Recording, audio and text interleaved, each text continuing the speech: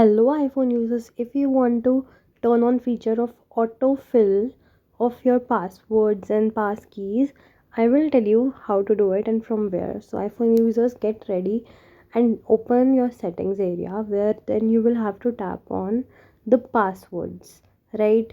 You will tap on passwords here, and you see this thing on your screen here. It will be unlocked through your you know password or face id, and here is option of password options. You tap on that, right?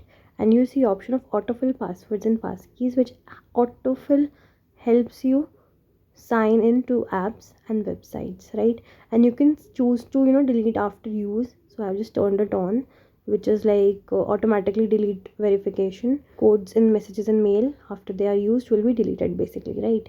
And you can turn on option of whether the iCloud keychain can use it or not. That's how we turn on the feature. See you in the next video. Tada.